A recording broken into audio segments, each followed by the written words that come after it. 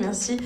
Donc je suis vraiment ravie d'être ici aujourd'hui, de me joindre à vous pour la clôture de cette édition 2024 de Vue d'Afrique. Donc tout d'abord, au nom du Fonds des médias et en mon nom propre, je tiens à féliciter l'équipe organisatrice pour cette 40e anniversaire du festival. Bravo, félicitations à toutes et à tous.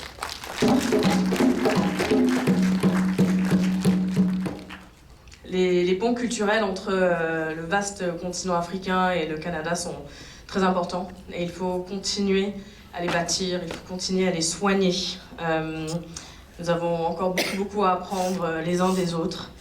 Et au tout premier plan de ces échanges se trouvent évidemment les artistes et les artisans de la grande diaspora afrodescendante au Canada. Oui. Notre diaspora, elle est fière, elle est inspirante. Et nous devons continuer collectivement à créer des espaces et des opportunités pour que ces membres puissent raconter leurs histoires de façon authentique. Et donc, merci. Et voilà, donc c'est tout naturellement que le Fonds des médias s'associe cette année au prix Regarde ici. Et je tiens à féliciter et à encourager tous les nommés. Votre regard et votre perspective unique et sincère contribuent largement à la diversité et à la richesse indéniable du 7e art canadien et africain. Et je vais laisser la place au porte-parole du jury.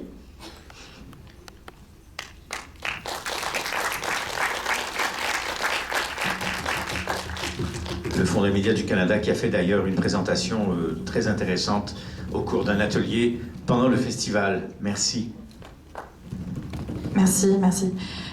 Bonjour tout le monde, je m'appelle Mélanie Clériot, je suis la directrice générale du Festival international du cinéma francophone en Acadie, qui a lieu tous les ans en novembre au Nouveau-Brunswick, donc à Moncton et Dieppe, au sud-est du Québec, proche de l'océan Atlantique.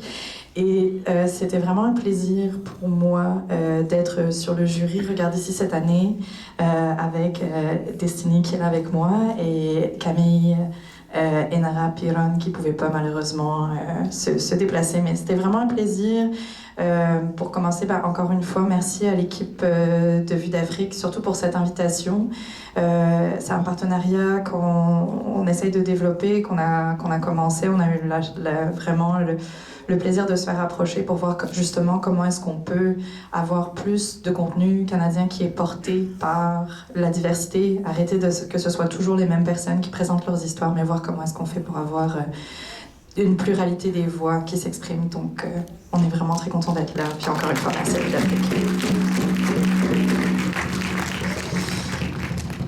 Merci beaucoup Mélanie. Donc Destiny Chiwali, je suis professeur en communication interculturelle et internationale à l'UQAM, l'Université du Québec à Montréal. C'était aussi un honneur d'avoir été sur ce jury et je tenais à remercier une fois encore aussi les visionnaires, les pionniers de ce festival, monsieur Le Chêne, et puis de rappeler ici en fait que depuis ma naissance, ça y est là, ça trahit mon âge, tout le monde est au courant. Depuis ma naissance, donc, vous portez sur vos épaules cette lourde et noble mission de faire découvrir une riche diversité d'expressions culturelles, cinématographiques, audiovisuelles ici.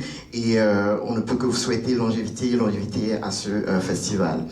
Je dirais que les films, les œuvres qui ont été soumis à notre visionnement, vous savez, elles nous montrent en fait, elles nous ont télétransportés littéralement dans un monde d'émerveillement qui célèbre la beauté singulière et intrinsèque à chaque être humain dans sa quête de découverte et de rencontre avec l'autre.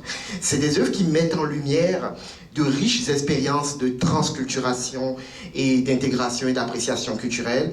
Ça nous conscientise aussi avec puissance et subtilité sur le rôle que chaque individu, chacun d'entre nous pourrait jouer en faisant une différence dans l'éducation au vivre ensemble et dans une perspective de rencontre et de dialogue interculturel. Alors on va commencer, donc on remet deux prix. On remet d'abord nous un prix en court et moyen métrage. On va commencer par celui-là. Donc tout de suite, on commence avec nos mentions spéciales. La première mention spéciale pour son histoire des plus touchantes qui, en quelques minutes seulement, peint le portrait d'un homme avec une grande sensibilité. Pour sa caméra captivante où chaque regard, chaque geste nous plonge au cœur de l'émotion. Pour les images qui nous emportent jusqu'en Allemagne où se dessine le paysage intérieur du protagoniste, le jury décerne une mention spéciale au court-métrage Outside Center d'Eli Jean Taché.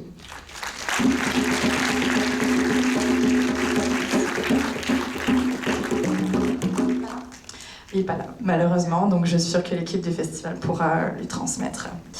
Une deuxième mention spéciale, ça a été, comme disait Destiny, ça a été difficile de juger, surtout pour cette catégorie, pour le court et moyen métrage, parce qu'on avait une vingtaine de propositions toutes très intéressantes, de 8 minutes à 52 minutes, donc on a vraiment voulu aussi souligner cette proposition pour sa façon rafraîchissante d'aborder des réalités importantes qui nous a fait rire tout en nous faisant grincer des dents.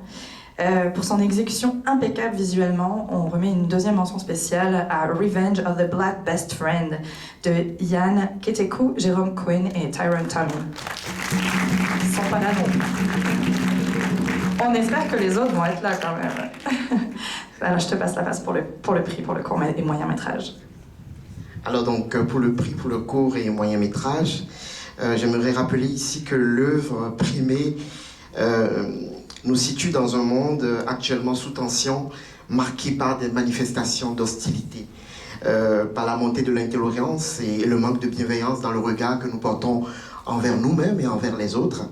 Et donc, quoi de mieux qu'une cure d'initiation à l'art poétique qui mêle un peu la tradition orale et d'inspiration africaine à l'écriture, pour adoucir et pacifier en fait nos esprits, nos cœurs, en nous réconciliant avec nos valeurs humaines. C'est un récit d'exploration dont la trajectoire a débouché justement sur une révélation de soi à soi-même et aux autres.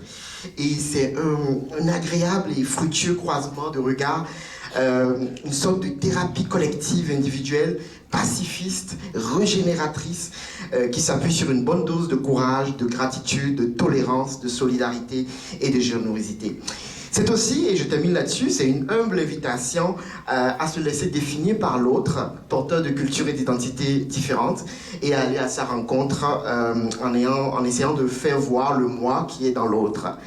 Alors, ça vous donne plusieurs indices, et donc c'est un enseignement et une pratique qui est devenue presque comme un langage universel. C'est un bel héritage d'un homme de cœur passionné par la transmission de l'art, d'être vivant et l'art de célébrer la vie. C'est aussi une manière d'affirmer notre singularité dans un monde pluriel et complexe, une manière d'expérimenter la féconde diversité des cultures et des identités multiples à travers le prisme de nos perceptions du monde. Alors que l'on soit au Congo ou à Rimouski ou dans un vécu diasporique caractérisé par une double présence ici et ailleurs, vous reconnaîtrez que pour toute cette raison, le jury a décidé de décerner le prix du court-métrage dans la catégorie court-moyen-métrage dans la catégorie Regarde ici à roulement de tambour.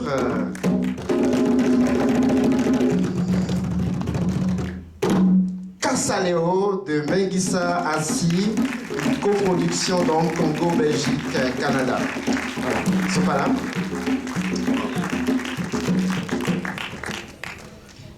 C'est du monde très occupé et